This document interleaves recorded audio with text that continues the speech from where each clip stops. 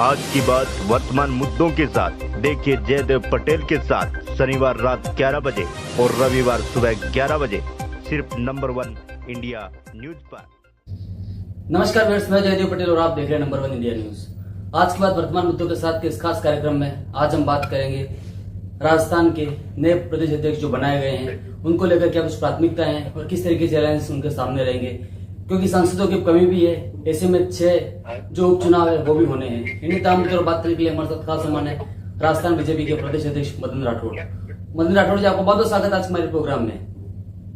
जी नमस्कार जी मदन जी, आपसे मेरा पहला सवाल है कि आपको पार्टी ने जो नई जिम्मेदारी दी है इस पर आपकी पहली प्रतिक्रिया और ये कितनी चुनौतीपूर्ण है ऐसा आपको लगता है?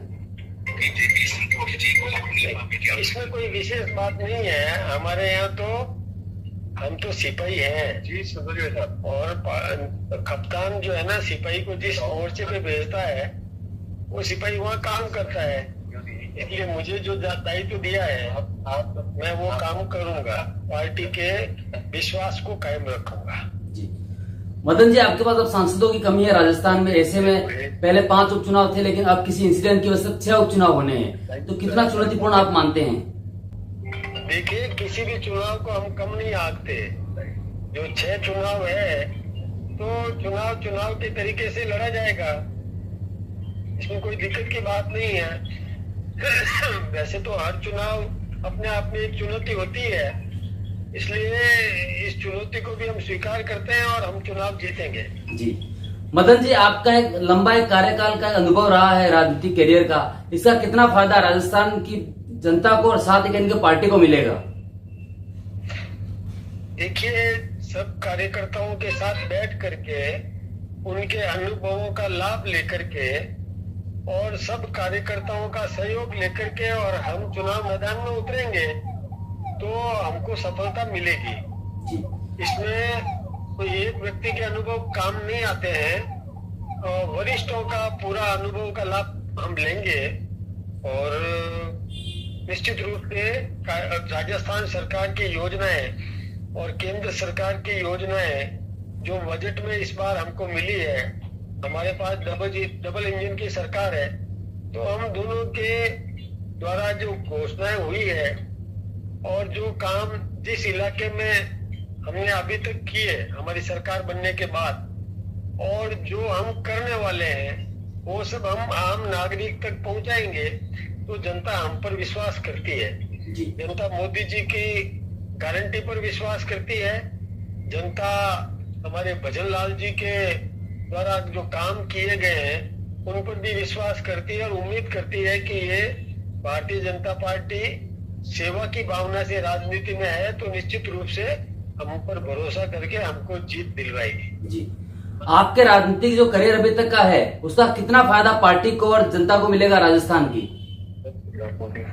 देखिए, वो तो कार्यकर्ता के द्वारा जो काम किए गए हैं, कार्यकर्ता ने जन सेवा में जो कुछ भी योगदान दिया है और रणनीतिक दृष्टि से जो कार्यकर्ता जनता के बीच में अपने काम को लेकर के जाता है तो जनता भरोसा करती है, उसमें सफलता मिलती है।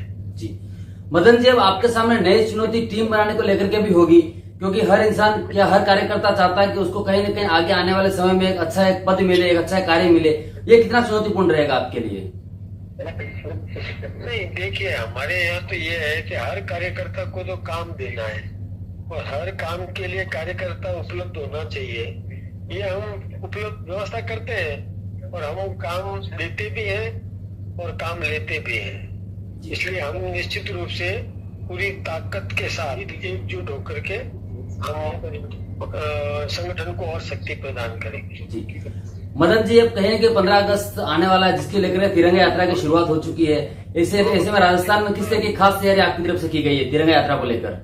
तिरंगा यात्रा के लिए हमने पूरे देश में एक अभियान छेड़ा हुआ है कि अमृत महोत्सव का 15 अगस्त है। देश को आजाद हुए और 75 वर्ष हो रहे हैं, तो वो जो एक राष्ट्रीय चरित्र से ओतप्रोत वातावरण बनना चाहिए जनता में, और राष्ट्रभक्ति से ओतप्रोत वातावरण बने और हर नागरिक में एक जज्बा पैदा हो देश के प्रति, वो हमारा अभियान है, इसलिए हम ये तिरंगा घर घर तक पहुंचाएंगे। हम रैली भी करेंगे, विचार गोष्ठियां भी करेंगे, गली गली में जाएंगे, प्रेरित करेंगे कि ये त्योहार केवल सरकारी कार्यक्रम बन करके नहीं रह जाए, ये त्योहार की तरह ये मनाया जाए। हम इस प्रकार का प्रयास कर रहे हैं और हमने सारे ये प्रभारी भी नियुक्त किए हैं। वो प्रभारी भी विभिन्न क्षेत्रों में दौरे भी कर रहे हैं और वहां जाकर के और कार्यकर्ताओं के माध्यम से आम जन तक हम पहुंच रहे हैं। और ये घर घर तिरंगा आप लगाएंगे, उस दिन आप देखेंगे कि तिरंगे का इतना सम्मान नागरिक कर रहा है, ये हमारे लिए तो बहुत अच्छी बात है। हम ये कार्यक्रम करेंगे। हमारा एक पेड़ माँ के नाम, तो देखिए हमने और कई लोगों ने तो किसी ने सैकड़ों, किसी ने कैसे पेड़ लगाने का ये निर्णय किया है, तो खुद वो व्यवस्थाएं कर रहे हैं और ताकि वातावरण भी शुद्ध हो, पर्यावरण की शुद्धि हो और एक हरित क्रांति देश में हो, इसके लिए ये सारा प्रयास चल रहा है और उसमें भी हमको सफलता मिलेगी। हमारे देश के प्रधानमंत्री नरेंद्र भाई मोदी जी ने और राजस्थान के मुख्यमंत्री ने भी, भजन लाल जी ने भी, और इसमें अपनी अहम भूमिका निभाई है। तो हम सब आम नागरिक इसमें लगा हुआ है और इस अभियान को भी हम सफल करेंगे। जी सर, आपने हमारे समय निकाला, उसके लिए आपको बहुत बहुत धन्यवाद। नमस्कार।